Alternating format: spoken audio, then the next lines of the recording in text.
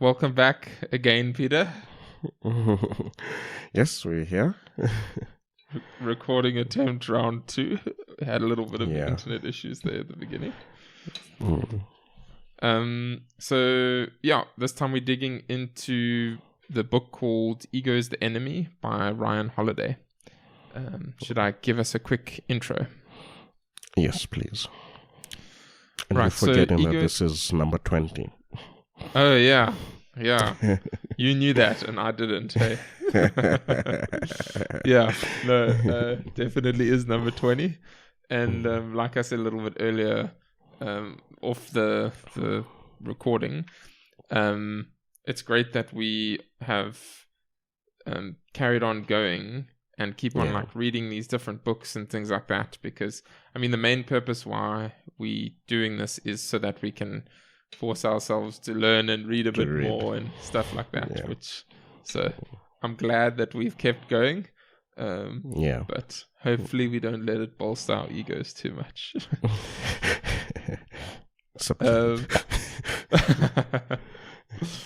But yeah, so I'll give us the book summary. So Ego is the Enemy by Ryan Holiday is a book about ego and all its dangers. It looks at how ego is the enemy throughout different stages in our lives, as we aspire, when we succeed, and even when we fail. Through various stories and quotes, these ideas are explored, and we see how ego leads to demise, with humility being the better option. And that's it. That's the intro. Right, should we dig into the painful prologue? Yeah, we can. So the way that we're going to approach it, as we discussed before, is we're going to just go through each of these little sections. So there's 3 like major sections: aspire, success, and failure. And within those, there's lots of little chapters. And I'm going to hop through a bunch of little quotes from those chapters, and then we obviously going to chat through them. So just for anyone listening, that's the way that we're going to approach it this time. And hopefully it's not too jarring. All right. Okay, so for the preface, I'm not going to try and do the page numbers because it's like XXI and XXXII and XYZ. So I'm just going to run through them. So Ryan Holiday, he used to work for American Apparel, and one of the things he starts this prologue with is about stories of how he went through various different stages in his life where he felt that success and all the things that come with it, and he watched some other people that were very successful and watched their downfall, and American Apparel was one of those. So he says here on I'll just go for it, page XXI. He says, these are the people that I had shaped my life around, the people I looked up to and trained under. Their stability, financially, emotionally, psychologically, was not just something I took for granted. It was central to my existence and self-worth. And yet, there they were, imploding right in front of me, one after another. The wheels were coming off, or so it felt. To go from wanting to be like someone your whole life to realizing you never want to be like him is a kind of whiplash that you can't prepare for. Then on the next page, despite my success, I found myself back in the city I started in, stressed and overworked, having handed much of my hard-earned freedom away because I couldn't say no to money and the thrill of a good crisis. And he carries on, but one benefit, however, was that it forced me to come to terms with the fact that I was a workaholic. And I'm just jumping through, this isn't reading top to bottom. So carrying on, he says, it wasn't so much the amount of work, but the outsized role it had taken in my sense of self. Further down, but my painful experiences in this period brought the notions I was studying into focus in ways that I could never have previously understood. it allowed me to see the ill effects of that ego played out not just in myself or across the pages of history, but in friends, clients, and colleagues. Ego has cost the people I admire hundreds of millions of dollars, and like Sisyphus, it rolled them back from their goals just as they've achieved them. And then he ends that section off with this. I've tried to arrange these pages so that you might end in the same place I did when I finished writing it. That is, you will think less of yourself. I hope you will be less invested in the story you tell about your own specialness, and as a result, you will be liberated to accomplish the world-changing work you've set out to achieve. So that's kind of a very quick highlight reel of the situation that he went through, or the situations that he went through relating to American Apparel and a bunch of other things, and just him realizing like, oh, this ego thing is actually a massive problem. Yeah. And it's a problem for him. I think you might agree, but it's a problem for me. It's likely a problem for you because you're a human being. I don't agree, James. Is that ego speaking? But yeah, it is really something that it's a, like with most of the books we read, I think it's a good reminder of something that's fairly simple and standard and present throughout most of our lives, but we don't really think too much about. So yeah. Right. No, I mean, I think he touches about it later in the book, but what you said, it's about people telling about their specialness, and he kind of reduces that to, I think it was in the thing between pride versus purpose, when you're proud or feeling prideful, it's like, I did this, it's you telling the story, but yet when you have purpose, it's more of, what is it that you're going to do? And I mean, that does tie in with people talking about their specialness. When you're talking about your specialness, it's you, blowing your own horn pretty much. And it's always in a good light, and people never speak of their failures. It's always, what they think they succeeded at doing. In most cases, maybe it's not even true. It's just that they've just self-inflated. They just self-inflated that they think they're doing a stellar job when actually they're actually not doing anything. And I mean, that's a section where it talks about that as well. That's another challenge where you kind of so focus on what it is that you're doing that you actually don't see whether it's just succeeding or failing at it, Yeah. And it's that there's jumping further down in the book, there's also that idea of the stories that we tell ourselves, where sometimes we actually are genuinely successful, or other people are genuinely successful, but then they start imagining things that didn't really happen. Like they planned this, they orchestrated this incredible outcome, when actually it was a whole mixture of things that came together. Part of it was because of likely the things that they did, but also part of it was just luck and circumstance and all those kinds of things as well. But it's easy to then go and make a nice, neat narrative of that. And we want to do that as humans, and sometimes it can be helpful.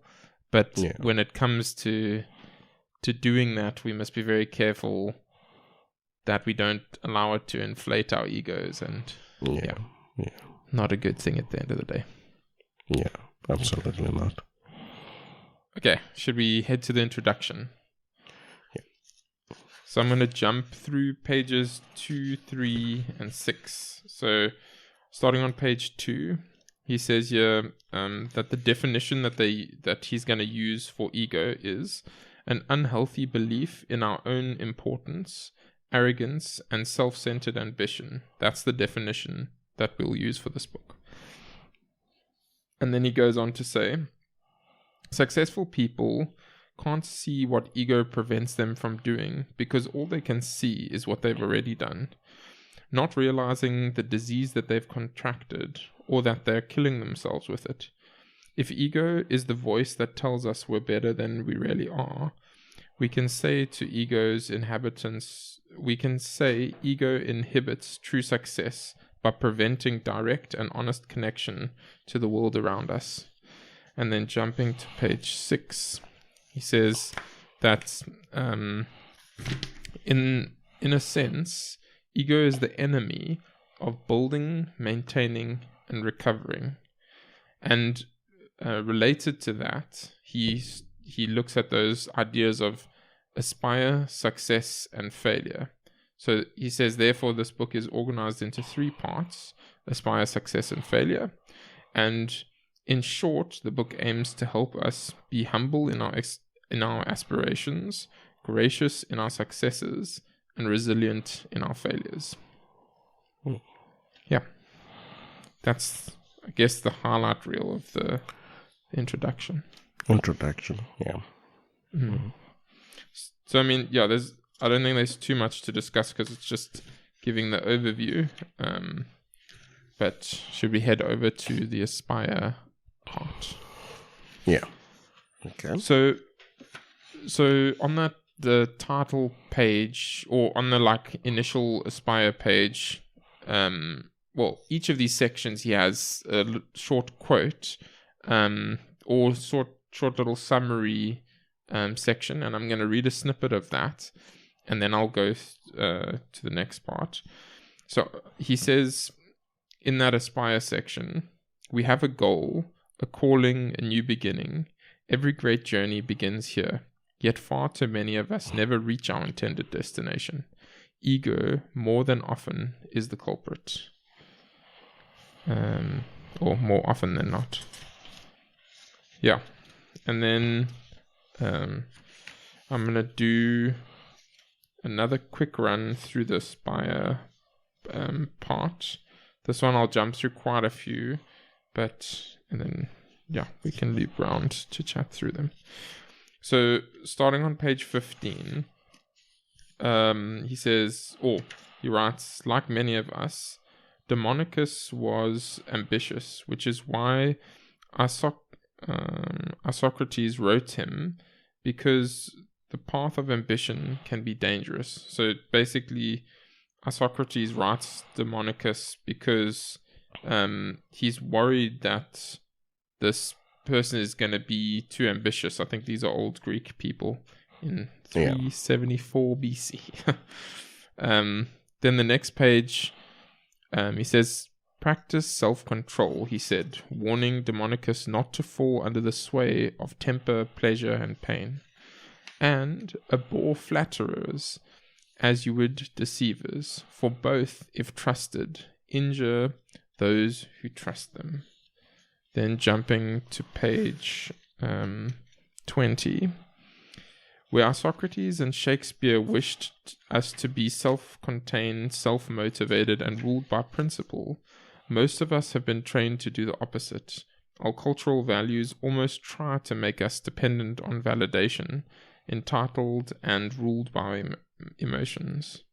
And then he goes on to say, as Irving Berlin put it, talent is only the starting point. The question is, will you be able to make the most of it, or will you be your own worst enemy?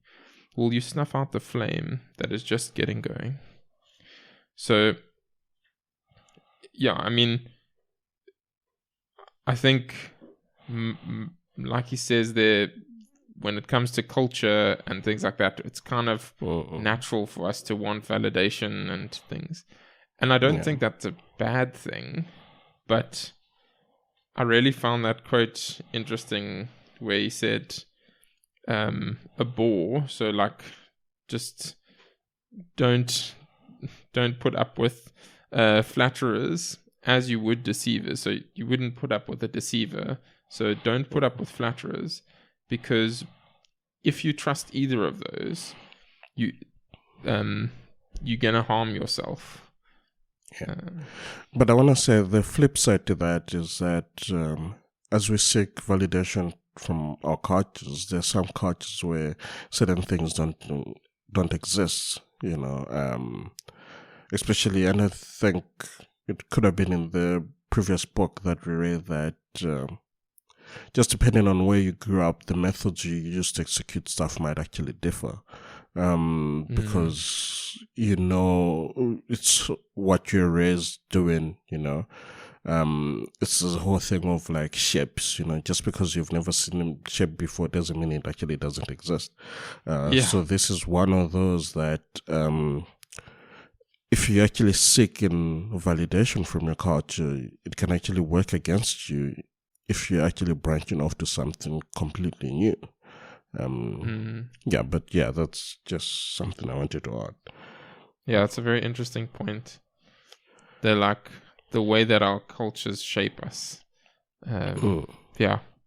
I still remember, I think it was the last book that we read when coming across that, it's still not quite fathomable to me that sometimes like we take certain things for granted that just are not because of the way that we've been brought up and things. It's not the way that another culture even remotely thinks about things.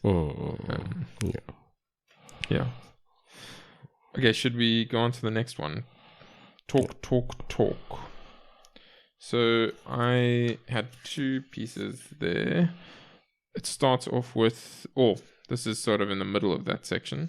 As the philosopher, on page 26. As the philosopher, and it happens, hater of newspapers and their chatter, Kierkegaard warned, mere gossip anticipates real talk, and to express what is still in thought weakens action by forestalling it. And then he goes on to say, it sapped us of the energy desperately needed to conquer what Stephen Pressfield calls resistance. So this idea of resistance is something that we chatted about from Stephen Pressfield's book, The Art of War, The War of Art, sorry, not The Art of War. That's the famous one. And then The War of Art is the less famous but still famous one. And in that book, he talks about that idea of resistance. And one of the things is that mentioning your ambitions to other people sort of dims those ambitions. It can obviously be something where you mention it to someone who helps you bounce ideas and think through things and take action on it.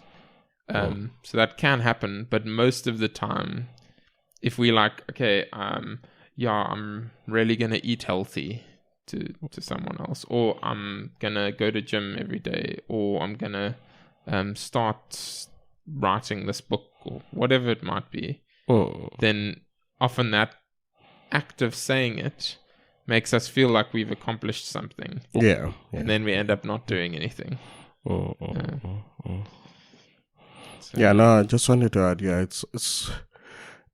it's the danger if you constantly talk about something, you think like you've achieved it, and I think most people are not aware of that, and I think that's what's been highlighted here, that you might need to step back from that from time to time, actually think things through instead of talking things through.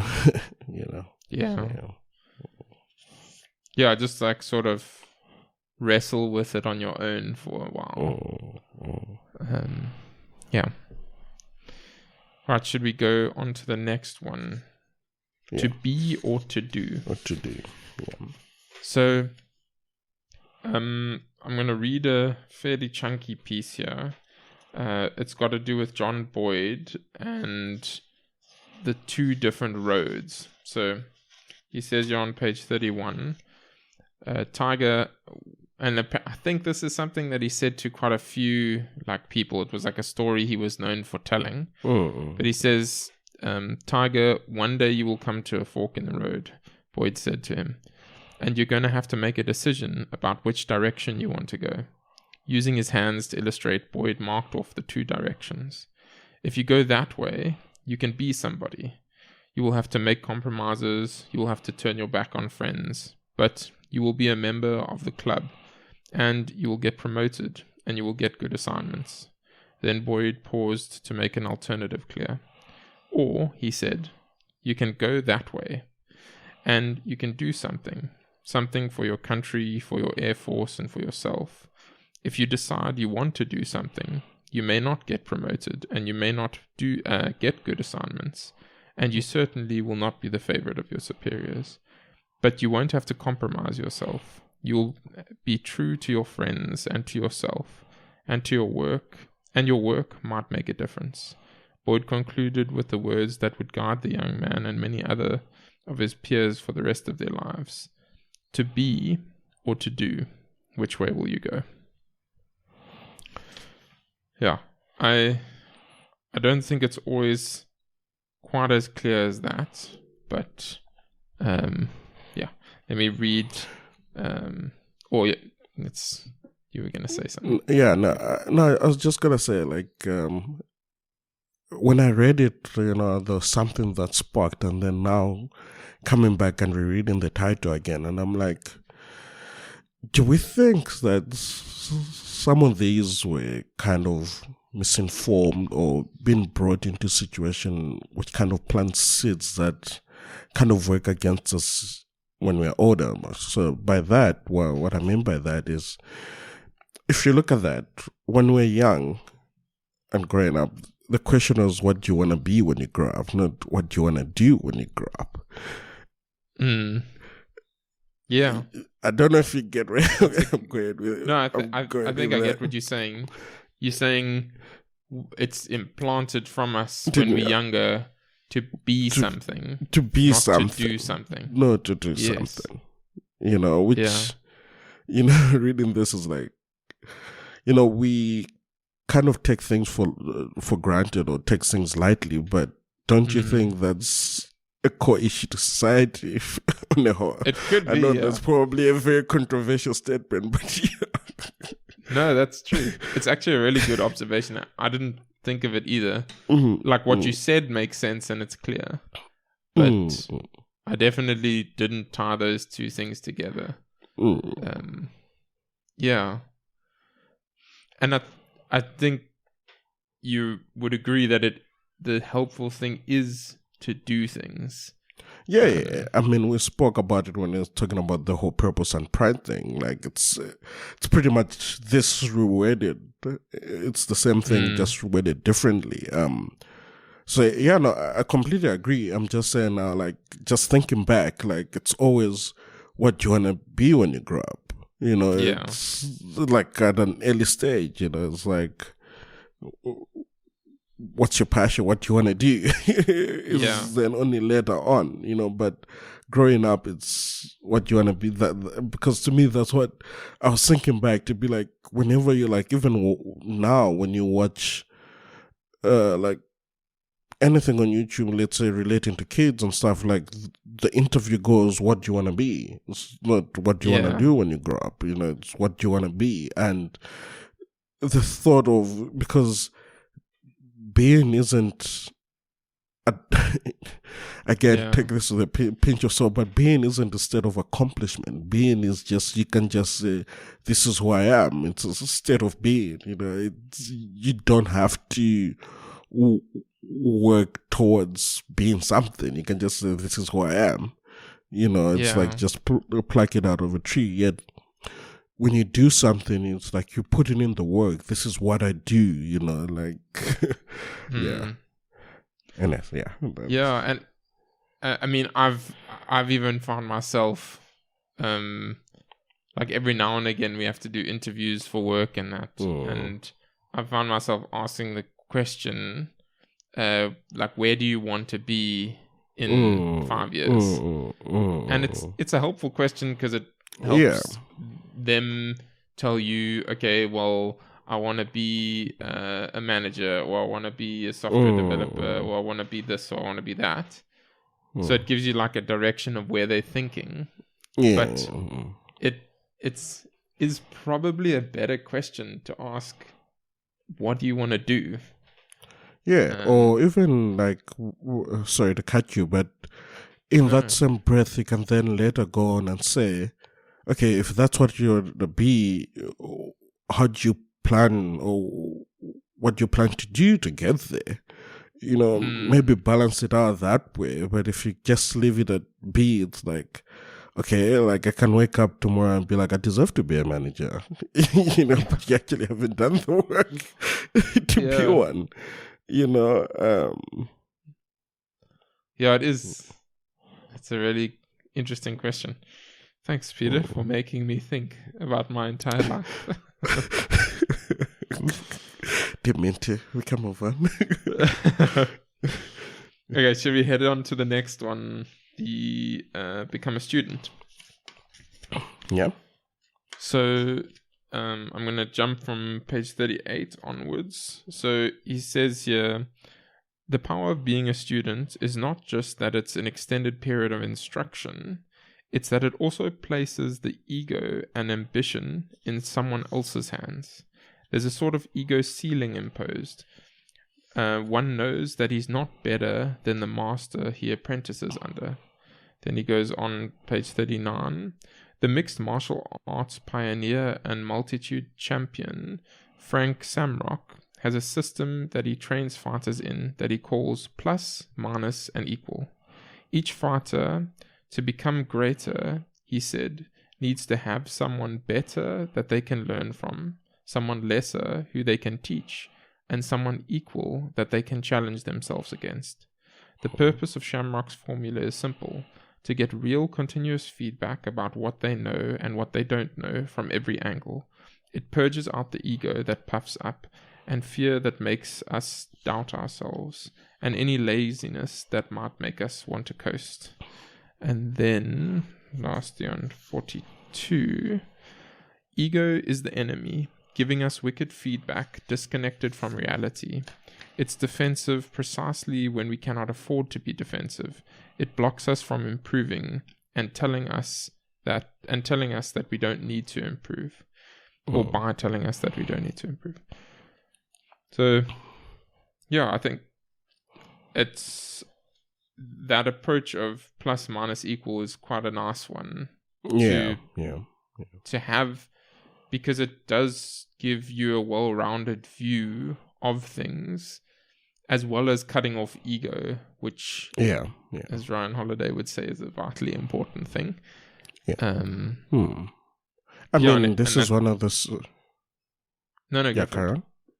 No, you go. I was saying this is one of the sections where he starts to clearly identify how ego comes in the way of certain things. Like for now, it's like if you don't want to be a student, the reason is, I know everything, you know, and that's the ego speaking, you know. But and again, it did say we have to be humble in our aspirations, you know, like that's where the humility comes, to be like, you actually being honest and saying, I actually don't know that, can you please teach me? It takes some level of humility where most people don't want to, you know, go down that path. Not often do you find people saying, I don't know what that is, can you please assist? You know, we all want to seem like we know everything, want to prove a point, but it's not always about proving a point, you know. So like you said, that plus minus equals theory is just, I mean, I even had that highlighted, that, you know, like we need to have that continuous feedback loop, so to say, you know. And I mean, he kind of even, I think it was in the section where he identifies that because of our ego, we don't like to get criticism, and the only way to learn is to actually take in that criticism and actually apply it in whatever it is that we're doing, you know. And that is in essence of being a student, you know, you wanting to be better than you are. And it takes humility to become a student when you feel as if you're at the top of the food chain, you know. You almost can't learn when you feel like you're at the top of the food chain. It's that whole thing he talks about later of just like, if you think you are the best, then that's gonna be your downfall. That part of ego is gonna be your downfall. And I mean, unfortunately, I mean, he even goes, I mean, he talks about, I think if I'm pronouncing the name right, it's Genghis Khan a lot, where it's like the reason, I mean, I don't know much about him, but all I've heard about him hasn't been good. But he says the reason he was good, whatever bad things he was doing, was that he was always eager to learn. Like, he wanted to learn what the best technologies were, wanted to learn pretty much everything, and as a result, he conquered as many people as he did, just because he had that ability. It wasn't just for good, but it just shows you that, there are those vital things that we or certain fundamentals we kind of just need to have, and being a student, is one that I can encourage. Yeah, I think that Genghis Khan example is a good one as well, because of the fact that it highlights that even from terrible people, we can learn very helpful things. Like, he did some incredibly, he did some things incredibly well. I was going to say he did some incredibly good things, which I don't know would be a good, correct statement. But he did his terrible things very well. Yeah, exactly. And we can learn lessons from that and apply those hopefully to good things. But it's not that we, just because someone is inherently bad or has done bad things or something like that, that we can't learn lessons from them still. Right, should we go to don't be passionate? Yeah. So I'm going to jump to page 47. He says here, but too often we proceed like this. A flash of inspiration. I want to do the best, the biggest ever. Be the youngest XYZ. The only one to XYZ. The first and the fastest. The advice, okay, well, here's what you need to do. You need to do it step by step to accomplish it. But then there's the reality. We hear what we want to hear. We don't do what we do what we feel like doing, and despite being incredibly busy and working very hard, we accomplish very little. Or worse, we find ourselves in a mess we never anticipated, because we only seem to hear about the passion of successful people, and we forget the failures shared in the same trait. Then he jumps to say, the tragic end into the wild story is a result of a youthful naivete and lack of preparation. So for those who know the story, it's this guy who decides to go out and into the wild and live off the land and stuff, and then he ends up eating poisonous berries and dying. And then he says, with Robert Falcon Scott, it was overconfidence and zeal without consideration of the real dangers. And I think the Robert Falcon Scott is the guy who tried to get to the North or South Pole, I can't remember. But he tried to get to the pole, and then a bunch of his men ended up dying, and he ended up dying because, basically they didn't take cautious, careful steps. Then jumping to the next page, 48, he says, how can someone be busy and not accomplish anything? So that's reflecting on what we just said. And he says, well, that's the paradox. That's the passion paradox. And then lastly on 49, usually they get, this is for people that, let me actually read this part. So, great passions are maladies without hope, Goethe once said, which is why why a deliberate and purposeful person operates at a different level. Usually they get started with small steps, complete them, and look for feedback on how the next set can be done better. They lock in gains and they get better as they go, often leveraging those gains to grow exponentially rather than arithmetically. It's an iterative approach that's less exciting than manifestos, epiphanies, or flying across the country to surprise someone, or sending a 4,000 word stream of consciousness in the middle of the night. So basically, it's the contrast of this passionate person who just rushes into things, and then they fail, but then they rush into something else, and then they fail, and they rush into something else, and they're not really getting anywhere, versus someone who takes purposeful, deliberate, small steps and incrementally improves and changes things. And so for that reason, not letting passion drive us, I would say, too much. I wouldn't say don't let passion drive you at all, but sort of holding it cautiously is probably not a bad idea. I think just to add, there's a section earlier. I think that's what I was trying to get at earlier. It wasn't pride and purpose. It was passion and purpose. And there's a section here which kind of says, passion is about, I am so passionate about, and you can fill in the blank. Purpose is about, is to and for, and to say, I must do something. I was put here to accomplish something, I'm willing to endure for the sake of, so, and then it goes, actually purpose de-emphasizes the I. Purpose is about pursuing something outside yourself as opposed to pleasuring yourself. So with passion, it's you want to accomplish that just because it will inflate your ego, it will make you feel good about something. Yet, with purpose, it's like you want to pursue something.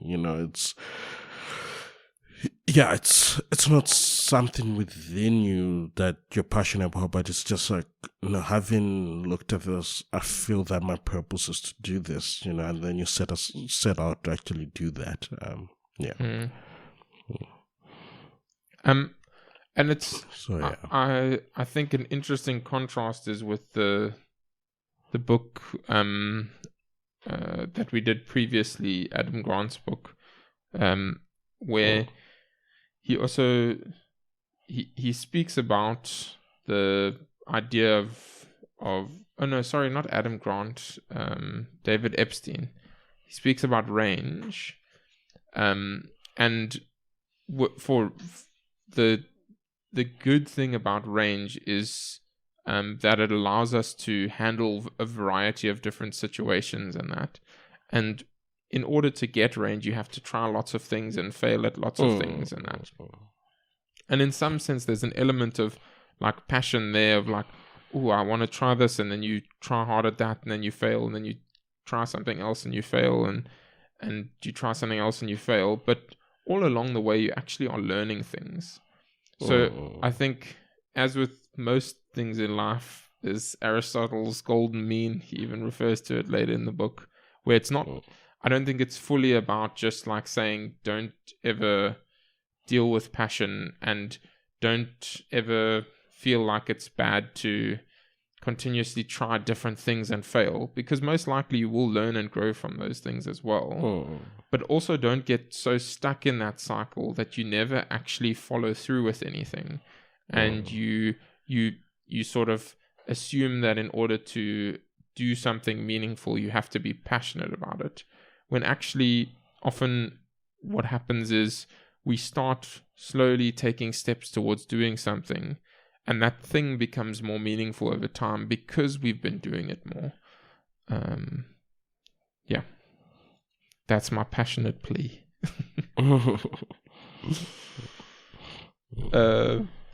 Should we head over to the next one? The canvas. Yeah. Okay, so on 51, there's a quote from Lord Mahon. Great men have almost always shown themselves as ready to obey as they afterwards proved to be able to command. And then on 53, by the way, this the title is follow. I think I might have said it, but the title is follow the canvas strategy. So then on page 53, find the canvases for other people to paint on. Clear the path for the people above you, and you will eventually create a path for yourself. And then on 56, imagine if for every person that you met, you thought of some way to help them, something that you could do for them, and you looked at it in a way that entirely benefited them, not you. And then lastly on 57, once we fight this emotion and egotistical impulse, the canvas strategy is easy. So he spoke about some other things earlier, and then he says the iterations are endless for this strategy, and I'll read out 3 of them. Find people, thinkers and upcomers, and introduce them to each other so that you cross wires and create sparks. Find what nobody else wants to do and do it, and produce more than everyone else and give your ideas away. In other words, discover opportunities to promote their creativity and find outlets and people for collaboration, and eliminate distractions that hinder their progress and focus.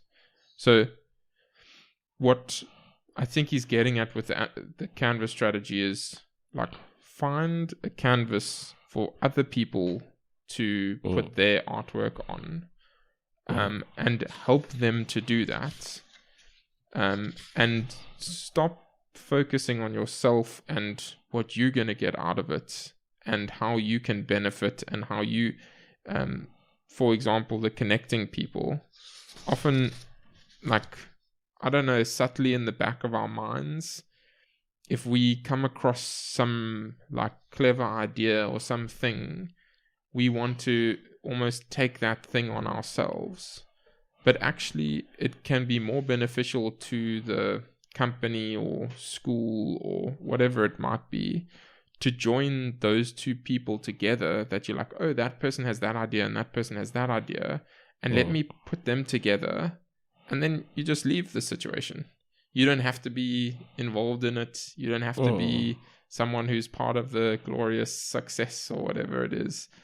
You can just put 2 people together and have them achieve something. And that's great. But we normally let ego get in the way. And then ironically, that's the thing that causes us to not end up achieving the things we want to. Because we didn't actually just stop focusing on ourselves. We kept on wanting to do stuff for ourselves. But if we just did stuff for others, we would be fine. Yeah, not true. I mean, to add on, like, I mean, when I read this section, I was like, what is he actually trying to say? You know? And then there was a part, I'm looking for it, I just didn't highlight it, but I'm paraphrasing or whatever. I'm like, it's something that stood up, but it was kind of saying, like, remember he said there was the one, I think it was a Latin word where he used, which basically translates to pathfinders, like you're saying, like you doing stuff for people. And he talks about the one guy that hated what he did, but what he essentially did was take people around cities and whatnot. And in hindsight, he didn't realize that he actually knew so much.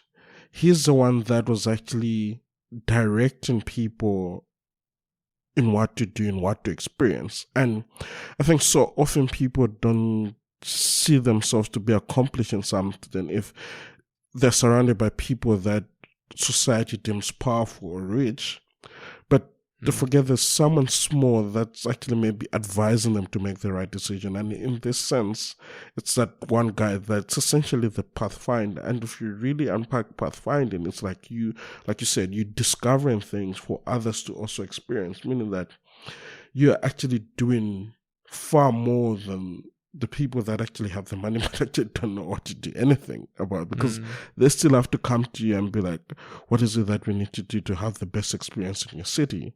You know, and again, like you're saying, it's like the canvas strategy. You dictate what is going to be laid down on this canvas, you know, what the end result will be, you know, but most people don't see it like that, because they'll be like, oh, it's actually their story, but in actual sense, you're the one that directed them to have that story. Yeah. Yeah. And I think that there is there is a lot of value in that, but then also being cautious not to get too caught up in that, because sometimes it is something where if we do something for someone else, it actually will benefit us. But if we just do something for someone else, we should also just be able to just let that go. And then we've done that for that person, and then we don't think about it again. Yeah. And almost definitely, if we do that a lot, it will benefit us. And we will have influenced people in ways that are more valuable than we might realize. But not to let your ego also get caught up in that, because that's also then a dangerous thing, because then you can almost think like, okay, I'm going to do these things so that like I'm guiding this person to do actually what I want them to do. And then you basically just stuck in the same trap, and that's sort of heading for failure. Because you're just letting ego get the best of you again. So it's definitely a careful balance. Yeah. Okay, should we go to 60 or 63? But restrain yourself. So that's the next section. I've just got one part here, which is on 63. He says, "Those who have subdued their egos understand that it doesn't degrade you when others treat you poorly. It degrades them." Yeah. So yeah, I mean, I think obviously if someone says something mean to us, or like whether it's about your looks or about something you've done or about something you couldn't do, our ego takes a hit there. And especially in the cases where it's something that's not true, because sometimes it is true, and then we should be just taking that feedback and saying, okay, like that's difficult to hear, but okay, I need to work on that. But then there's those cases where it's not true, and I think this is more what he's talking about. When you feel like your ego is almost saying like you should lash out at this person and be like, you XYZ, because you don't know who I am, and you don't know me, and all of this stuff. But actually, it's not that will be damaging for you to do, because it will make you look erratic and silly. But also to take a step back and realize the person who was harmed in that, sure, it seems like my ego is harmed in that, but actually the person that's being harmed is the person that's telling that lie. And if it's not a lie, we should take it on the chin, feedback, learn from it, grow. But if it is a lie, it's a lie. And the only person at the end of the day that's going to get harmed by it is the person that is telling the lie. It's not always as simple as that. Our egos can be heavily damaged by all kinds of things. And anyway, you were going to say? No, I have nothing to add. I think you did cover everything. I think this was probably one of the hardest things to sort of practice, but also one of the most beneficial. Like you said, if you know the truth about something, when someone is out there with their lies and slanders, you kind of like, okay, like, I mean, you can't try to like minimize the damage effect, but I mean, as I said, the truth always comes out. But it is a difficult one, but it is always good to keep your head down, and just move on. Try to avoid any noise that's actually not beneficial to what you're aspiring to do. Which I mean, in this case, was exactly that. Yep. Okay, should we go on to get out of your own head, the next chapter. Yeah. So, excuse me. So then on 66 he says, or he has a quote from Alan Watts. A person who thinks all the time has nothing to think about except thoughts, so he loses touch with reality and lives in a world of illusions. Then on page 72, he closes the chapter saying, there's no one to perform for, there's just work to be done and lessons to be learned. So, yeah, I mean, broadly, I think that like you've said earlier, the titles are quite clear and helpful, but getting out of your own head and thinking about thoughts and like ideas that I might do this or achieve this, or just do the work, and then the rest is what it is. Yeah, I think this was one of those sections that we kind of briefly spoke about in the introduction, that often people tend to think a lot about something and actually think that is what the reality is, but yet they actually haven't done anything. So instead of like thinking too much about something, get out and do it.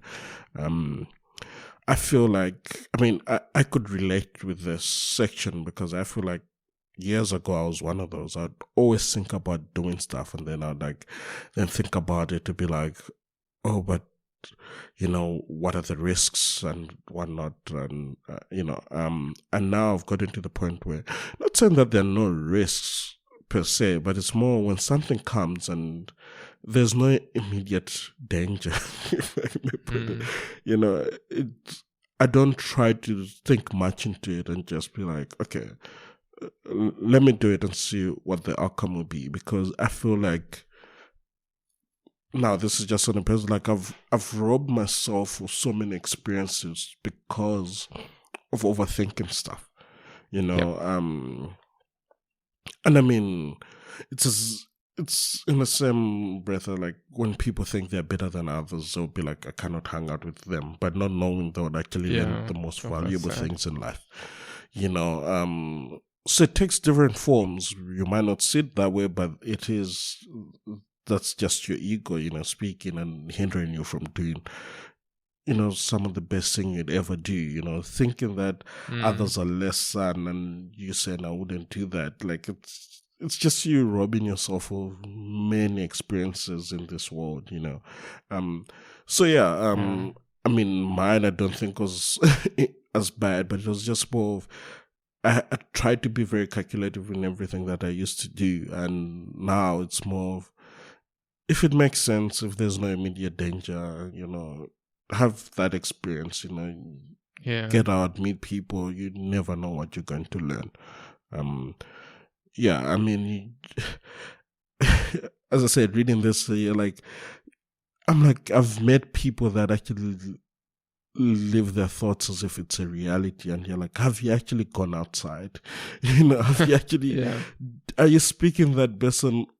You just sitting down on your couch and thinking through, all these things, have you, or you've just seen a snippet of something and probably that was just the worst case scenario. Have you actually gone out there to actually experience this thing, to actually personally say that, oh, it was really a bad experience? And have you sat down to say, was it a bad experience because this thing was truly bad, or you were actually affected by this thing was bad? So like, yeah, we really need to get out of our heads and just, as the book says, do,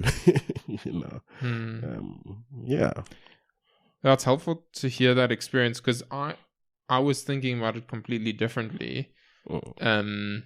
Well, not completely differently, just from a different perspective. You were thinking of it more as like a human experience thing, whereas I was thinking of it as more like when you're working on projects and that.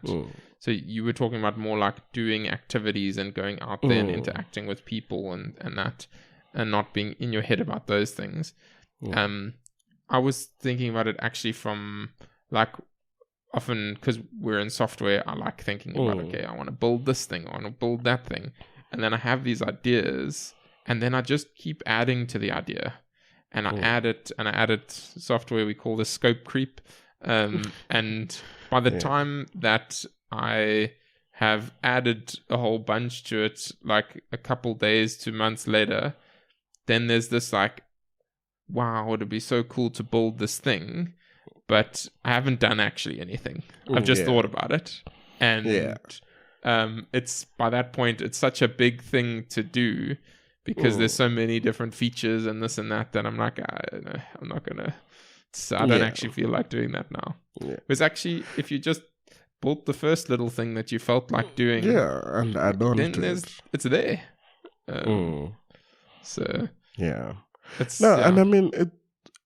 If you remember, I think it was 4,000 Weeks, which unpacked what procrastination is, because it's usually like the fear of failure, and I mean that fear actually comes from us thinking and not actually having experienced it. You know, we're afraid of what the end result will do, and as a result, it will paralyze us to an extent that we actually don't do anything.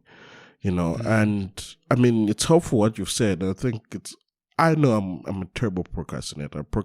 Like right now, I've got things that it's taking upon me. It's months, you know. And from what you're saying, like, I need to learn to just, yes, it's big and a big undertaking, but just to learn to start doing the little things. Like I'm in the process of applying for my PR, and every time I think about it, like it just gets to the point, like, oh man, I don't have that. What if they reject me? And then all of a sudden it's like, then I'm not doing anything about it.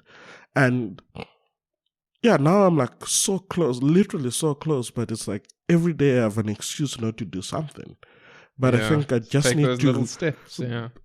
Break it down to be like, today, before the day ends, I will have done this, and then the following day, before the day ends, I should have done this. And I think at the end it'll be in biteable chunks, and then hopefully I'll be able to have everything and submit my application. Yeah. So, good luck. I'm glad that I don't have to go through that process. I'm sure that going through it will teach you things. So. Yeah, no, it has. It always is a teacher moment every single time I submit an application.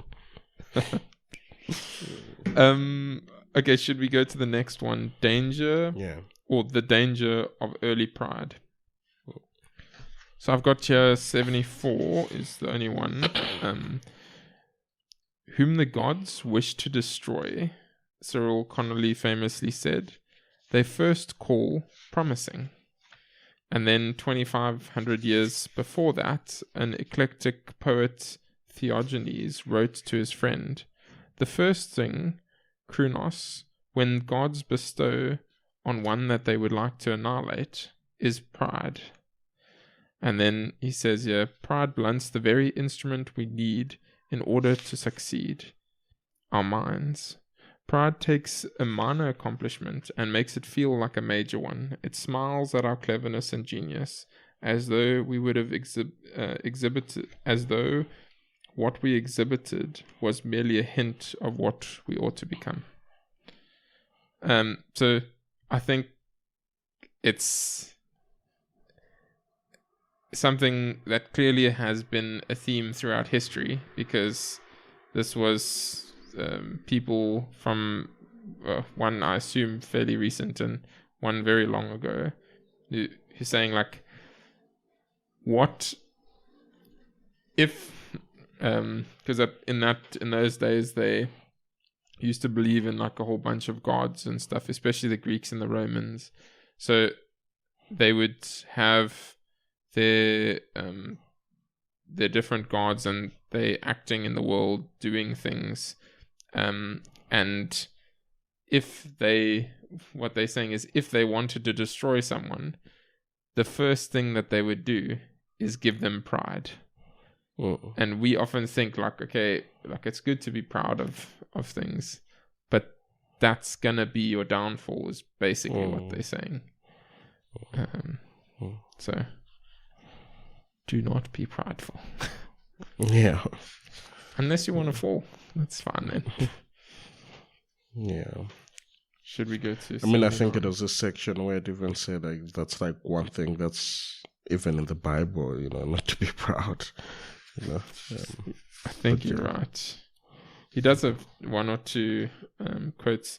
I was actually wondering if Ryan Holiday is a Christian, because every now and again he mixes some, like he had some C.S. Lewis things, and he had a quote from John and things like that. But it's interesting as well.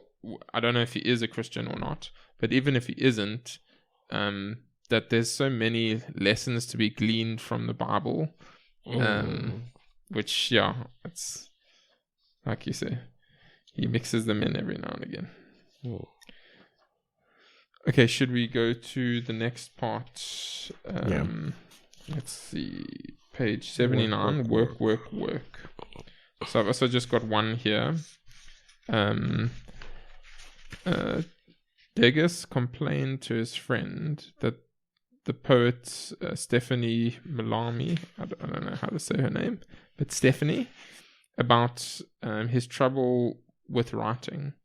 He said, "I can't manage to say what I want, and yet I'm full of ideas." Malami's response cuts to the bone. She said, "It's not with ideas, my dear Degas, that one makes verse. It's with words." Which, very simple. Like, you don't... if you want to write something, you have to write something. That's the thing that you have to do. It's good to have ideas and to think through things, but at the end of the day, the writing is the thing that's important. I think there was another section. I don't know. I did a poor job at highlighting this time around. But there was a section where he talks about how, as a poet, this is also paraphrasing, I could be wrong, but it's like as a poet... Top of page 80, I think. Is it? Yeah. About how I'm there, but it's not about how it makes you feel, but how it will make the reader feel. Something along those lines. Yes, He says a poet's function is not to experience the poetic state. That's a private affair. His function is to create in others, or to create that in others. That is, his job is to produce work. Yeah. Top of page 8, yes. I'm like, yes, it was in this section. I just wasn't sure, but it is one of those ones that also stood out to me though, because it's especially when it comes to poetry and that. Like, okay, I don't read poetry or think about poetry much.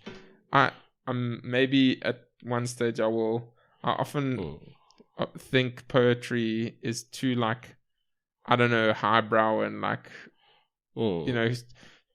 something that is just like, it feels like I'm wanting to be fancy if I try and read poetry. But I understand more over time I guess, to put it, I can't put it much differently, to experience the, like, beauty in poetry, it's becoming more apparent to me that, like, actually it's something that people are trying to express things that aren't easy to express in, like, normal words, and so they express it in a way that evokes emotion in you, and that's a large part of poetry, as far as I understand. But I don't read it much and things like that.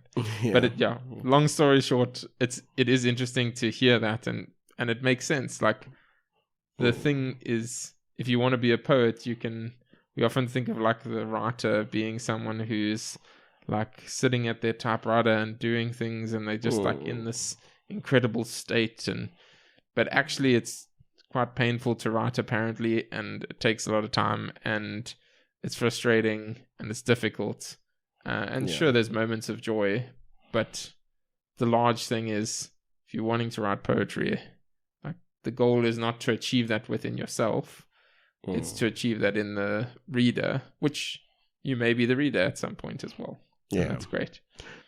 And I mean, just to add on to that, I'll go back to what you said, how you, like, sit there and think about what you want to build, as a software developer, and then months down the line it's this big, and then you have this up. But again, it goes back to that, once you think about it, do it, deliver a function or something that people can test or use, so yeah, just deliver, and then take small steps, and then it's also a last comment on that software thing is I remember I might have even mentioned it in a previous episode, but something that I remember, I always wanted to have like this massive wave of success of like you build an app and then like you get millions of users and you become mega rich and stuff like that. I think there's still some egotistical part of me that wants that, but I hope as I grow with age that's less and less. But the thing is, I remember always kind of wanting that. And then at some point recently, someone mentioned something or wrote something about you don't actually want that kind of success, because that type of success means you go from like nothing to like this crazy massive amount of users and issues and all kinds of things. What you actually want, and then also like the next day they can all go, because they're not heavily reliant on your thing. Take something like TikTok or something. Massive amounts of people started using TikTok, and fortunately for TikTok, maybe unfortunately for society at large, but fortunately for TikTok, it has worked out where it lasted very long. They sort of, I don't know the story of TikTok well, but they seem like they had massive success, and it's been sort of fairly stable from there, or going upwards. Lots more people using TikTok. Great for them and everything. But it could have easily happened that TikTok was the big new trend, and then a month or two later, there was a new thing that everyone jumped on. Whereas what they were saying that you actually want to do is you want to build something that slowly you get new users and slowly more people start using the thing. Because the reality is, if that's the case, what you've built is most likely actually a useful product. And you've added things that people actually care about to help people in their day-to-day lives. And that's a valuable, lasting thing. Whereas building this thing that just all of a sudden overnight becomes incredibly successful, it's like a lottery. Like maybe it works out, maybe not. Maybe it doesn't, yeah. Anyway, it was a long ramble about apps. Shall we go to the success section? Yeah. So, I just wanted to add before that, there's a section as I said, everything has like for everything that comes next is enemy. But under the aspiration one, there's a section, I think on page 87, where it says, of course, what is truly ambitious is to face life and proceed with quiet confidence in spite of the distraction. Let others grasp at crutches. It would be a lonely fight to be real to say, I'm not going to take the edge off, to say I'm going to be myself, the best version of that self. I am in this for the long game, no matter how brutal it might be. To do, not be, That was just, I feel like, a summation of all the different sections that we've sort of covered. I thought that kind of stood out for me. Nice. Cool. Okay. We're going to head over to success. Yeah. So, in that opening part, he says, why is success so ephemeral? Ego shortens it. Whether the collapse is dramatic or a slow erosion. And then on page 97, he says, without virtue and training, Aristotle observed, it's hard to bear the results of good fortune suitably. And then on 99, so this is from Harold Green, which was CEO of some company. He says, Whether in middle management or top management, unbridled personal egotism blinds a man to the realities around him. More and more he comes alive to the world of his own imagination, and because he sincerely believes he can do no wrong, he becomes a menace to the men and women who have to work under him. So I think that idea of what Aristotle said, it's hard to bear the results of good fortune. We see that play out in like countless actors and like famous people. Sometimes even lotto winners, where the lotto winners sort of spend all their money and end up being worse off for it because they now have different lifestyle and that. And it's the same with success in career. You can be promoted or become a manager or this or that, and you then get in your own head about it, and your ego again gets blown up, and you think you are like the best manager ever, but actually just a normal person. You are managing people, doing things, and like ideally, hopefully you just look at that day to day and see how you can help the people that you're managing. But often what will end up happening is we like, okay, now I'm better than you, and now do this for me and do that for me, and I'm going to sit on my throne, which is Clap dangerous twice, and you should sad. avail yourself. Yeah. So,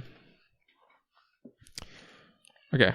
I don't know if you have any additional comments there. Or if we should No, move I have on to nothing to add there. It was just I did find the whole story quite interesting, and inherit so much and then you kind of squander it all, and just if you're not careful about success, or when you're not ready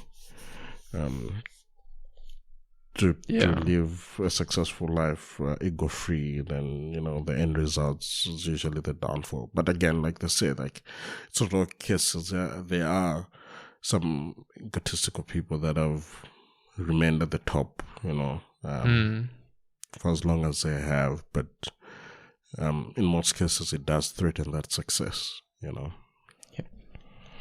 Yep. Dangerous place to be.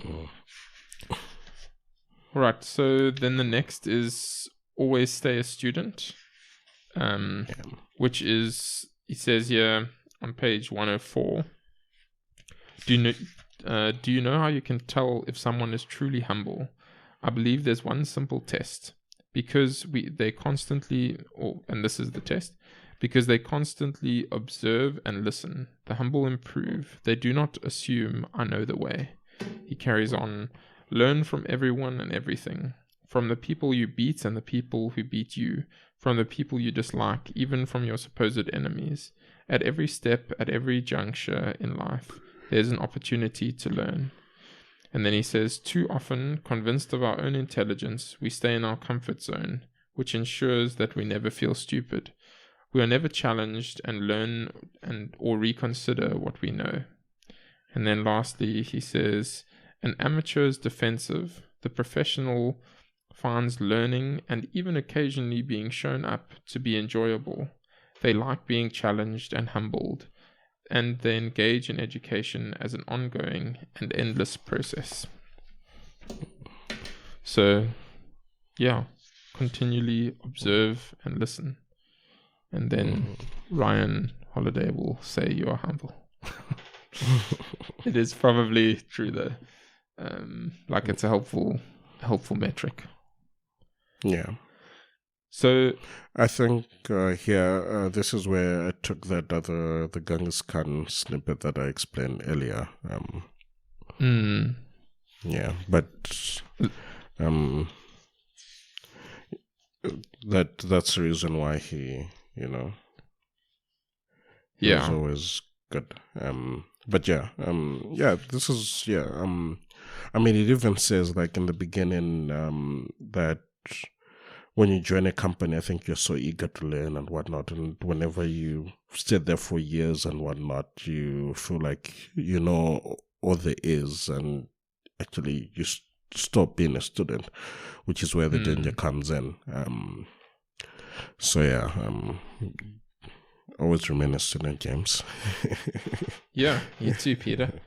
I think it's and that idea of finding almost enjoyment in finding out you were wrong about things, rather than being defensive and saying like, no, like I'm definitely right. It's sort of that idea of saying, oh, I was wrong about that. That's interesting. Like, I thought it was this way, but actually it turns out to be this way. And that opens up all these other avenues of maybe like learning new things or growing in various ways. And I think it's a very helpful attitude to have, rather than being locked into ego. Yeah. What, should we go to the next one? Yeah. Peter, don't tell yourself a story. We kind of touched on this already, so I'll maybe skim through. But there's a really good story about Bill Walsh, who he basically took this team from being not the best team, they were like one of the worst teams, to being a great team. And one of the things that he did on page 108, it says here, Bill Walsh took control. He wasn't focused on winning per se. Instead, he implemented what he called the standard of performance. That is, what should be done, when, and how. At the most basic level, throughout the organization, Walsh only had one timetable. It was about instilling these standards. And essentially, it goes on to say like how Bill Walsh sort of set his ego aside, but some of the players that he coached, they also didn't have egos at the time, and then they built up egos because they started doing well, and then they actually started failing. And then only when they came back to that standard procedure of focusing not on the end result and how like amazing they think that they are and stuff, but just focusing on doing the things that need to be done in order to achieve certain things. Yeah. That's when they started doing well again. And on... No, go for it. No, I was going to say, this also then ties in with a section that's down the line about beware of the disease of me, where people become self-centered, because now it's like, because they were unaware, because in that section it talks about when people win, then now they start to think, oh, what was my role in this success? They start speaking about themselves, and, and I think that's why they lost the next season, because I think those egos crept in to make them think about themselves. But in the general, in the look at the greater scheme of things, it's like, if you kind of look at it at, it panned out the way it did, I might have implemented, but it's not only up to me. It was a collective that helped achieve all this. That's a better way of looking at it, and it more helps you stay on top, than when now you start to nitpick, like, okay, this was the reason why. So yeah, it's a valuable point to be like, let's not tell ourselves stories. I mean, I always say, I'm not too much into politics, but in most cases, the things accomplished in probably the first and second year of a presidential term were probably things that were put in motion by the previous government. But in most cases, those people take the credit for it, and I think that's one of those. Yeah. That's that story they're telling, but is it the true story? Yeah, and I think it's interesting he mentions Jeff Bezos as well, and how Jeff Bezos sort of views it. On page 111, he says here, Jeff Bezos, the founder of Amazon, has talked about this temptation. He reminds himself that there was no aha moment for his billion dollar behemoth. No matter what he might read even in his own press clippings, the founding of the company, making money in the market, or the formation of an idea is messy. Reducing it to a narrative retroactively creates clarity that never was and never will be there. So, yeah, just again reiterating that idea of not telling ourselves these stories. And it's easy, and no one would have sort of questioned Jeff Bezos if he was to say like, yeah, no, I had this great master plan. But it's for probably a part of the reason why he has continued to do well is because of that acknowledgement and trying to sort of temper his ego, which I'm sure in a position like his must be ridiculously hard on him. Sure, he falls short at times, but at least he's to some degree seems to be aware of it, and tries to say, okay, like I'm not gonna pretend like I knew something magical. From his perspective, he would normally probably say something like, I'm just going to focus on the customer, delivering value to them. And yeah. All right. Should we go on to what's important to you? Yeah. So 116, he says, ego leads to envy and it rots the bones of people big and small. Then the next page, far too often we look at other people and make their approval the standard that we feel compelled to meet, and as a result we squander our very potential and purpose. And then lastly on 118, it's time to sit down and think about what's truly important to you, and then take the steps to forsake the rest. Without this, success will not be pleasurable or nearly complete as it would be, or worse, it won't last. This is especially true with money. If you don't know how much you need, the default easily becomes more. So, yeah, it's just like the title says, figuring out what actually do you care about, and trying to set that as the standard that you're going for, and then not worry about the other things, and not worry about like getting more continuously. Yeah. And if you get more, great, and if you have less, okay, not ideal, but like life will go on and we'll continue to figure things out. But yeah, if you get envious, it will rot your bones. I was gonna say, I think I've spoken about this before, where if you ask someone like, why are you changing a job, or when they're complaining that, but I want more money, if that's the thought process, they will never be happy. You have to ask them like, what's your cutoff? Because the moment you don't add a figure to it, again, like you say it now, it's like the more you want, you can get more, but you be like, I want more, and I just wanted to read this that from 118, the last bit. I don't think you read that, but it says, so why do you want so why do you do what you do? That's a question you need to answer. Stay at it until you can. Only then will you understand what matters and what doesn't. Only then can you say no. Can you opt out of stupid races that don't matter or even exist. Only then is it easy to ignore successful people, because most of the time they aren't, at least relative to you, and often even to themselves. Only then can you develop the quiet confidence since talked about. So yeah. Yeah. We have to just put off the other stuff and just focus on the things that we find important, not get distracted by a million other things. Yeah, I mean, even to that, like I would always ask, like, when I was in varsity, people would always be like, oh no, but everyone around me has graduated, everyone, and I would always speak to people in the sense of, and then what?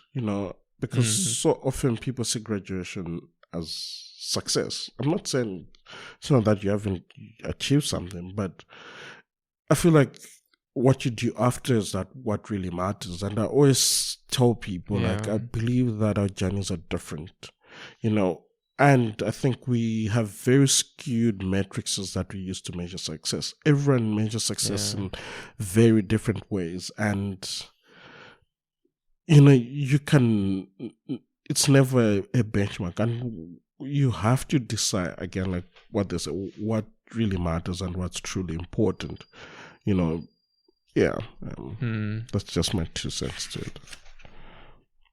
Yeah, I remember a while back thinking about so you get these YouTube videos of saying if I was to start programming again, this is what I'd do differently. And I mean, they can be helpful, but the general idea is like, this is the right way to approach it. But actually, kind of like you were alluding to, our journeys are very different, and we go through these like strange and winding paths, and it's helpful to have things like universities or courses that guide us in some rough direction, because otherwise we can just go off the track so far that we just end up doing like running in circles. But to be like, this is the right way to approach it, is it probably drawing the narrative again and saying like, this is the way that it worked out for me. But actually, it's very difficult to grasp all the little things that happened along the way and to take those into account. And I think it might have been something that we read in a previous book, but the idea of if you, or I think he says something like, why do you think that if you had to go through this winding path of discovering all these different things and going through all these different trajectories to get to the end result, why do you think you can just have someone tell someone a secret and then they pop over to the end result? Because we think that it's that secret that got us to the end result, but it's actually all of these other foundational things that we didn't really take into account, and that's what helped us get to where we are. And yeah, anyway, a bit of a ramble, but I think in summary, like you said, that our journeys can be very different, and we don't really know exactly what the perfect secret source is, because there probably isn't that. Yeah. Okay, should we go on to managing yourself? I only have one thing there. I only have one thing there, I was gonna say we skipped entitlement, control, and paranoia. Yes, I think I didn't have much for that. Okay. But if you have something, go for it. No. No, it's just the whole highlighting that when you're successful, those are the stuff that creep in, and it was just I just wanted to read on page 1 to 4. It just kind of describes how some of them look. I'm using that approach. But it says entitlement assumes, that this is mine. I mean, that's general. I've ended at the same time entitlement niggles and dims other people because it can conceive or value in another person's time as highly as its own. So like we need to kind of try and avoid that when we are at the top, I think work against the green, again, like I said before, that even at the top, you should be able to learn from everyone and anyone, and then it then hops on to say, control says it must be done my way, even little things, even inconsequential things, that's just, I mean, you see it so often that, when you're a group and someone thinks they're the most successful, they want things to always go their way, and that's how that sort of control sort of comes out as. And then, lastly, there's paranoia things. I can't trust anyone. I'm in this totally by myself and for myself. When he said, when I read that, I then remember there was that story of that, I know he was part of the military, that on paper he was considered the best, and then when he went up out into battle, he felt as if the enemy's army was like three times bigger than his, when and others, and that was paranoia at its best. And that wasn't even from a point of success. That was as he was aspiring to be this great general, but already that paranoia had started creeping in. And imagine if he was successful, how much more damaging it could have been. But yeah, that's just what I wanted to add on in that section. So it's the danger of being the king, and then you like I genuinely think if I was like super like rich or powerful or something like that, I'd be worried about silly things, which probably aren't super silly, but it's like not worthwhile being paranoid about them, like someone wanting to kill you for your money or those types of things. It's just I can imagine it would just drive people crazy. And okay, managing yourself, page 126. I only have one thing here, which is the quote. He says, "It's not enough to have great qualities. We should also have the management of those qualities." So that's L.A. Rochefort. I don't know how to say his name. But so we basically need to be able to manage the things that if we have strong skills or this or that, it's not just about having those things. It's also about the ability to manage them. Don't know if you have any additional. Even adding, it's just that last paragraph, it says, responsibility requires a readjustment and then increased clarity and purpose. First, setting the top level goals and priorities of the organization and your life, then enforcing and observing them to produce results and only results. So, and the last part, just say, fish things from the head is a saying, well, you're the head now, so it's just like managing. Like if you can't manage that, if your head's not in a good state, then be careful. Then you rot everything, But Okay, then the next one is the disease of me. Beware of the disease of me. So I think this is the one you referred to. I'll read the story quick. So on page 33, Pat Riley, a famous coach and manager who led the Los Angeles Lakers to multiple championships, says that great teams tend to follow a trajectory. When they start, before they've even won, a team is innocent. He calls this the innocent climb. After a team starts to win, the media attention begins, and the simple bonds that joined individuals together begin to fray. Players calculate their own importance, chests swell, egos appear. The innocent climb, Pat Riley says, is almost always followed by the disease of me. It can strike any winning team in any year and at any moment, and it does so with alarming regularity. Then on page 136, as you become more accomplished, you realize that so much of it is a distraction from your work. Time spent with reporters and awards and marketing are time away from what you really care about. So, just being aware of that, like if you really are wanting to work towards something that might make you famous, in any sort of sense of the word, it might be sort of famous within your sphere at some community that you have, or within a work environment, or globally like a famous singer or movie star. Then there's the innocent climb, but the disease of me is a proper serious thing that you need to watch out for.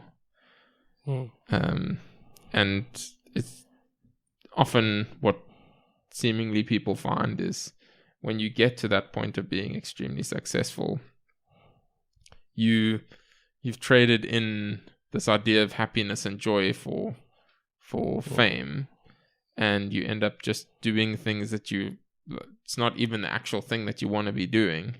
It's just dealing with media and press and things that actually aren't relevant to you. And the disease of me takes over. Yeah. Should we go on to the next one? Yeah. Cool. Okay, meditate on the immensity. So he says on page 139, when we're wealthy and told that we're important or powerful, ego tells us that meaning comes from activity, that being the center of attention is the only way to matter. And then on page 142, as our power and talents grow, we like to think that it makes us special. We live in blessed and unprecedented times.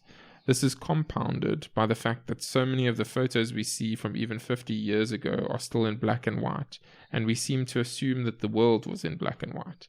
Obviously it wasn't. Their sky was the same color as ours, some places even brighter than ours. They bled the same way that we do, and their cheeks got flushed just like ours do. We are just like them. And then lastly, he says, remind yourself how pointless it is to rage and fight to try one-up those around you. Go and put yourself in touch with the infinite. And then I have a note here that says, like, we can reference the in 4,000 Weeks, there's the chapter, I think, called Cosmic Insignificance Therapy. And basically the idea is just think about how small you are in the world and how, like, insignificant you are. Not in a bad way, but just in like a ego deflating, helping you to ground yourself way.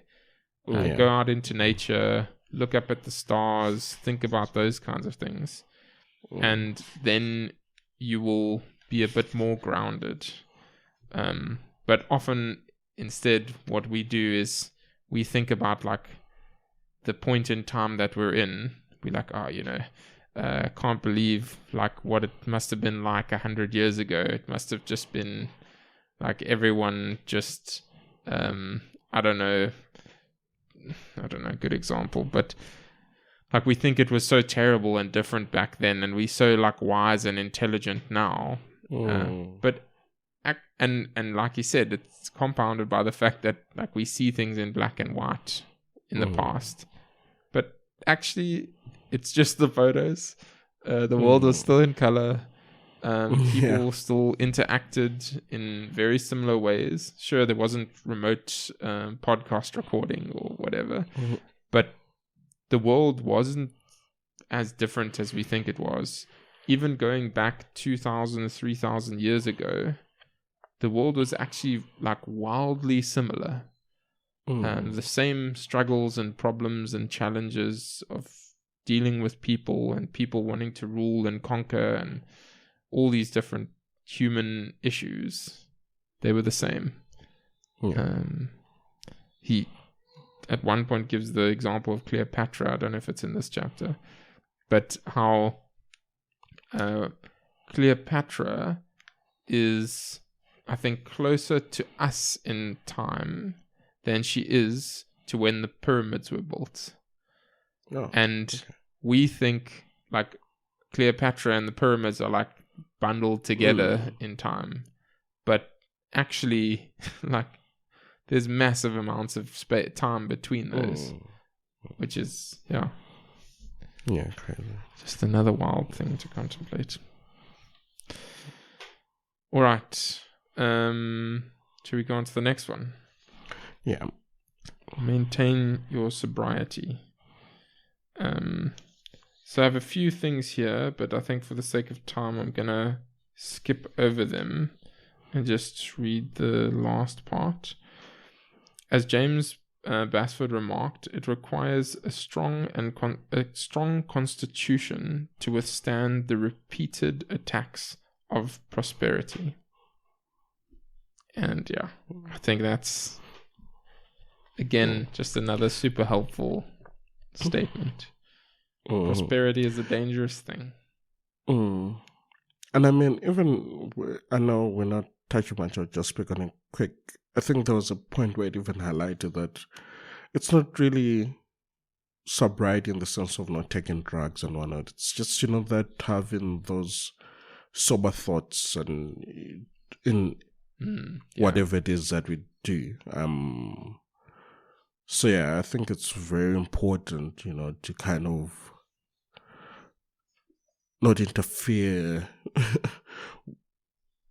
with certain situations, like bring in, and again, that's when ego kicks in. When a topic is being discussed, it's okay to be like, I don't know anything, and you don't need to. Just remain true to what's happening, and if you have something valuable to add, and if there's no need to, and if whatever you say will be damaging to people in the room or elsewhere, rather keep quiet and just move on. Yeah. Yeah, that's true. Should we go to the rounding off? So it seems like with each of these chapters, he has the last, with each of these like sections, aspire, success, and failure. We're ending off the success one. He closes off with a chapter that's called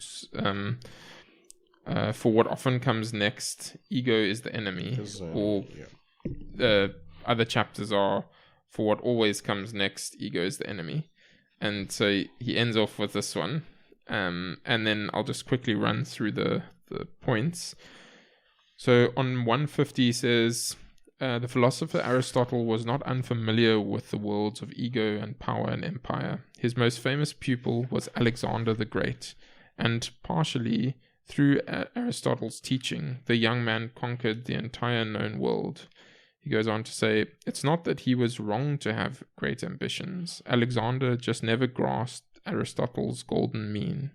Aristotle speaks of virtue and excellence as points along a spectrum. Courage, for instance, lies between cowardice on the one end and recklessness on the other. Then later he says, we must avoid what the business strategist Jim Collins terms the undisciplined pursuit of more. And then there's a line from Napoleon, who, like Alexander, died miserably. He said, men of great ambition have sought happiness and found fame. And then lastly, Ryan ends with some advice for when it comes to dealing with success and ego and that. He says, instead of letting power make us delusional, and instead of taking what we have for granted, we'd better spend our time preparing for the shifts of fate that inevitably occur in life. That is, adversity, difficulty, failure. Just because you did something once doesn't mean you'll be able to do it successfully forever. So, yeah, don't let success bolster your ego and then you end up failing. All right, should we go to failure, the last section? Yeah. Okay, so in that section, it starts off with the failure quote, and then I'm going to read a snippet of it. No one is permanently successful, and not everyone finds success on the first attempt. Okay, I'm going to run through a whole bunch of things, but it's basically got to do with the story of Catherine Graham. Well, actually, I won't run through it all because it's quite a bit. Essentially, Catherine, she was pretty well off, and in the beginning of her life, everything was going well. But then, and her father had bought the Washington Post, which originally was a struggling newspaper, and then they got it to a point where it was very successful.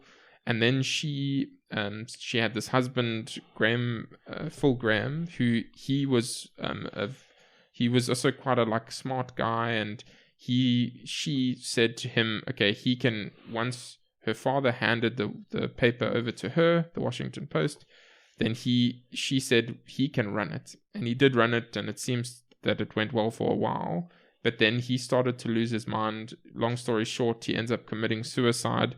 and all these things start to go wrong for her. So her husband's dead now. She has to take over the Washington Post and run it. She didn't really have much experience business-wise and all of that. And she had a whole bunch of challenges. The board didn't really treat her very well, it seems. The stock price fell at different times, and she struggled with different leadership strategies and different things. But she endured all these things, and she started growing from it. So he says here on page 165, we think that failure only comes to egomaniacs who are begging for it. While the reality is, yes, that does often happen, and some people often set themselves up for the crash. But on the other side, good people also fail. So it's not just that it happens to egomaniacs, but in the case of this person, it also happened to her, and it seems like she didn't do anything specifically wrong to, in quotes, deserve that. Yeah. But then at the end of the day, she ends up sort of being resilient through this, and it goes on for decades, something like 20 years. And long story short, she over time she ends up buying a whole bunch of the stock back because the market starts crashing, and she people don't have faith in the company, and she buys a whole bunch of stock back and keeps on working at the company and grows it and keeps on making it more successful. And she ends up the stock that she bought for like $20, she ended up later being worth $300 per share. And so the summary of it is that failure can come not just to those who are egotistical, and that it can come to anyone. And we mustn't let that sort of make us feel any different. It obviously will, but we should continue working at the things that we were working on, whether people sort of don't treat us well or do different things. If we are staying true to something that is virtuous and good, if it's something that's bad and evil, then different story. If we're staying true to something that's virtuous and good, then we should just keep on going, even though it's difficult, and we may still fail, and that's fine. But yeah, don't know if you have any comments there. I know it was a bit of a long and windy one. No, I think you covered everything there. Cool. Okay, so then on page 174, the next part is time alive or time dead, and it ends with make use of what's around you. Don't let stubbornness make a bad situation worse. And to summarize the summary is well, it's actually not summarizing, it's expanding on the summary. There's these choices that we can make in different situations. If we're in a bad situation, we can go down the dead path and just waste time and sort of mull in our sadness, or we can make something of it. And the thing we should obviously do is try and make something of it. I think just to add context to that sum as well, on page 171 it says, according to Green, there are two types of time in our lives: daytime, when people are passive and waiting, and a lifetime, when people are learning and acting and utilizing every second, every moment of failure, every moment of situation that we did not deliberately choose or control present this choice: a lifetime, daytime. So just as it said, what the aim of the book is that we should be resilient in our failure. So it's just adding what this chapter kind of touches on is that, when we find ourselves at a low point or when we are failed, we don't need to wallow in that failure, but rather stay true to ourselves and, go out there and, as it defines it, the whole a lifetime where you are learning, acting, and utilizing every second. Don't be discouraged when you fail, rather act upon on different parts. But I think the next chapter ties into it nicely. So the title of the chapter is Effort Isn't Enough. Effort isn't, or sorry, is enough. It's the opposite, Effort is enough, In 177,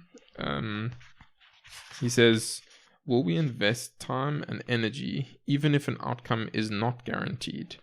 With the right motives, we're willing to proceed. With ego, we are not. We only have minimal control over the reward of our work and effort, other people's valuation, recognition, and rewards. So what are we going to do? Not be kind, not work hard, not produce because there's a chance that it wouldn't be reciprocated. And obviously the answer is we should put aside our ego and not want to do it for the results, but just do it because we know that it's the thing that we should be doing. And then on page 180, he says, you will fail, you will lose. How do you carry on then? John Wooden's advice is to his players, change the definition of success. Success is a peace of mind, or success is peace of mind, which is a direct result of self-satisfaction in knowing that you made the effort to do your best, to become the best that you're capable of becoming. And then ambition, Marcus Aurelius reminded himself, means tying your well-being to what other people say or do. Sanity means tying it to your own actions. So then Ryan concludes, do your work, do it well, and then let go and let God. So not focusing on that result, but rather focusing on making your best effort. And then the rest, let go and let God. Yeah. Right, should we go on to the next one? Yeah. I just have, so it's for Fight Club moments. I just have one quote there, which is Hemingway in his book Farewell to Arms. He wrote, "The world breaks everyone, and afterwards many are stronger at the broken places. But those that will not break, it kills." And just thought that was quite deep. Yeah. So those, it does not break, it kills. Okay, then should we go on to draw the line? Yeah.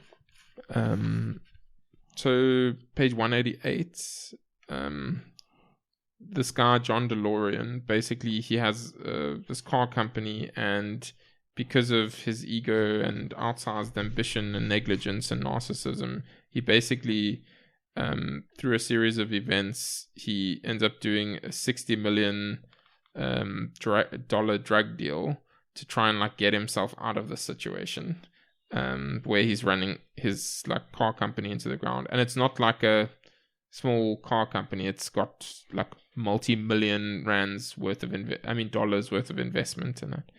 And then he finds himself that he keeps on digging this hole, and basically ruins himself because of his ego. And the point is that he doesn't know where to draw the line. And there's another interesting story on page 191. He says, Ryan Holiday says, "It's like the disgraced statesman and general Alcibiades. In the Peloponnesian War, he first fought for his home and country which was his greatest love, Athens.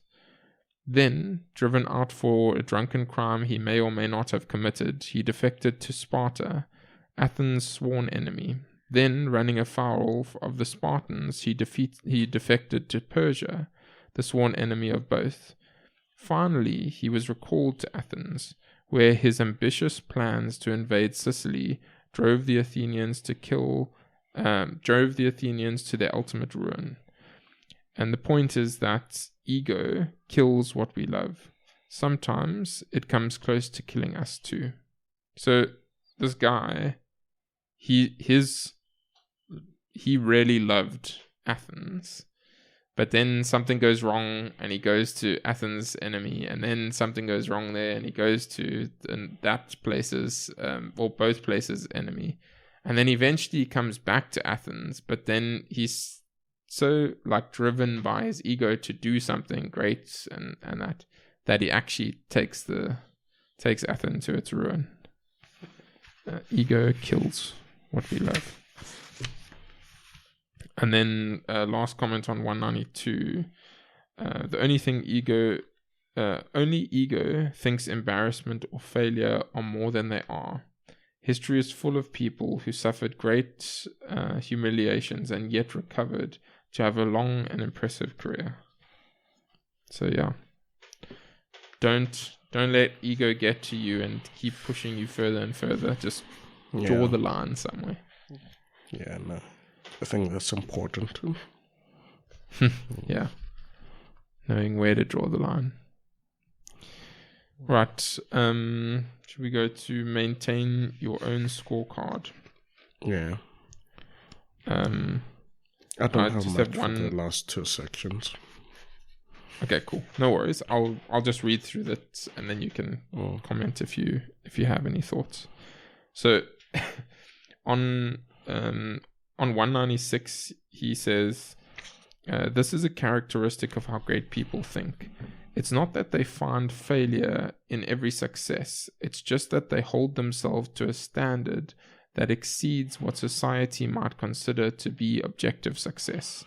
Because of that, they don't much care what other people think. They care whether they meet their own standards." And the sort of background is that there's situations where people get really successful, but it's possibly out of luck. So I think they have the example of picking Tom Brady, and they scouted Tom Brady, and they managed to get him on their team, and then Tom Brady does super well, and he's like basically one of the best picks ever. And then the Patriots do super well, but everyone's like, "Oh wow, like you've done incredibly well." But actually, when you look back at it, their pick for Tom Brady wasn't something that they felt they had done very well. They actually almost were just lucky to some degree. And so if we sort of focus on our own ego and how amazing we are, we don't actually learn lessons from those things. We just get stuck in this cycle of like, oh, we did really well, we must be amazing. Shame, I can hear the kid in the background isn't happy. Okay, so then going on to the next section. So is always love. And what happens here is that there's this young guy, Orson Welles, who he's given one of the most unheard of deals in Hollywood history, where he can write and act and direct and kind of do what he wants. And then for his first picture or film, he decided to tell the story of a mysterious newspaper baron who became a prisoner of an enormous empire and lifestyle that he built up for himself. So this movie portrays this newspaper famous or very successful newspaper owner, I guess, and they end up saying, or they end up becoming almost like a victim to this empire that they've created. And then this guy, who the story is apparently not about him, but this guy, William Hearst, who was an infamous media magnate, decided that this movie was based on his life, and then he also started to take offense to this movie. And then, ironically, what ends up happening is that this guy, William Hearst, he cemented his own legacy in America by sort of attacking this movie and trying to shut the movie down and things like that, because he was worried that it would essentially ruin his reputation. But it was by attacking the movie that he ended up ruining his reputation more. And he did far more damage in that way than he would have had he just left it and not done anything about it. Yeah. And so the point is that that ironically did the exact opposite of what he wanted it to do. It made him worse off than it would have. And so Ryan's response to that is to say, well, the thing that we should do in those situations is not attack and be bitter, but rather just love. We should be accepting and loving towards the things that happen to us, or towards the people that do wrong to us. Yeah. And then he goes on to say on page 204, where there's hate, where has hatred and rage ever really gotten anyone? Especially because almost universally, the traits or behaviors that have pissed us off in other people, their dishonesty, their selfishness, their laziness, are hardly going to work out well for them in the end. Their ego is the short-sightedness contains its own punishment. And then he says, in failure and adversity, it's so easy to hate. And essentially what he gets at is that we should choose love, not hate, in those situations. Yeah. And for those people who are full of ego and short-sightedness, punishment is going to happen. They're going to inflict the punishment on themselves. There's no point in us trying to attack them. It's only going to hurt us. Yeah. Right. Then in the concluding part, again, the conclusion of that section, or the failure part, is for everything that comes next, ego is the enemy. Yeah. And then on page 209, he says, whatever is next for us, we can be sure that there is one thing that we'll want to avoid, ego. It makes all the steps hard, but failure is the one thing it will make permanent. Unless we learn right here and right now from our mistakes, unless we use this moment as an opportunity to understand ourselves and our own mind better, ego will seek out failure like true north. And then he concludes with, we shouldn't aspire. So he says, not to aspire or seek out of ego, to have success without ego, and to push through failure with strength, not ego. Yeah. And that's it. That's ego is the enemy. Any final concluding thoughts? No, nothing much. I think I'll end like I always end our books. I think there's some sections I definitely need to go over again, but it was one of those helpful books, I think. Very practical. You kind of can relate very easily. There were many sections that I could say I could relate to, or the picture was painted really well. Like always, if you have a chance to read it, I mean, it says reread it each year.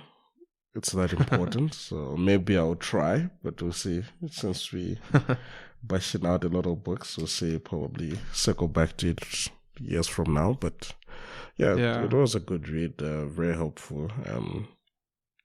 Did give me, like, I mean, even going through it now, like, some points to reflect on.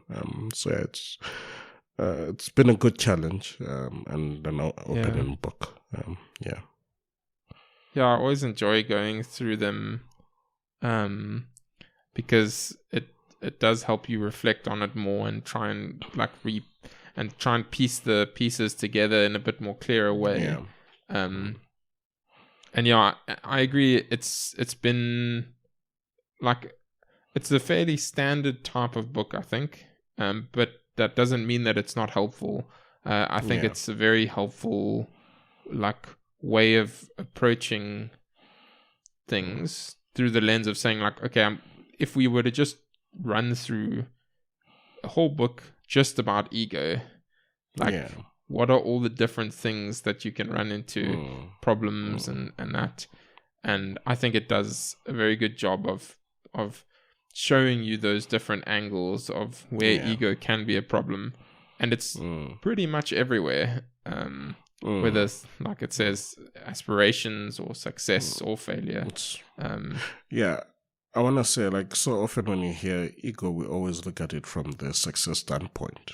And I think you might have mentioned that. And I mean, I agree with that. You always think it's only the successful that can be egotistical. And we don't really associate it. I mean, we do associate people as being egotistical, but we always kind of associate it more to successful people. But in actual fact, anyone and everyone can be egotistical, at the end of the day. Yeah, it's, and I think the book does a good job of, like, helping someone ground themselves. And so I think if one was to reread it, that's one of the helpful things that would come from it, is just to, like, those helpful reminders of, okay, like, ego is a problem, and I, along with anyone else, can easily fall into that trap. And we must be vigilant to say, okay, like, is this my ego getting the better of me? Do I want to achieve this thing or do this thing because it's going to be an ego boost? Or is it because I really just want to contribute this or do this thing as a valuable thing to do? Or do I want to have this friendship or help someone because of my own ego, or because I just want to actually be helpful? So Ego is the Enemy by Ryan Holiday. Pick up a copy, read through some interesting stories. Most of the stories we didn't really cover, and that's one of the nice parts about the book, is that there's lots of different stories. A lot of them about war, which isn't my favorite, but I understand war has its place, and it's a complex world that we live in. Yeah. But anyway, cool. That's it. Thanks, Peter. We will chat again next time. Cool. Cheers. Cool. Cheers.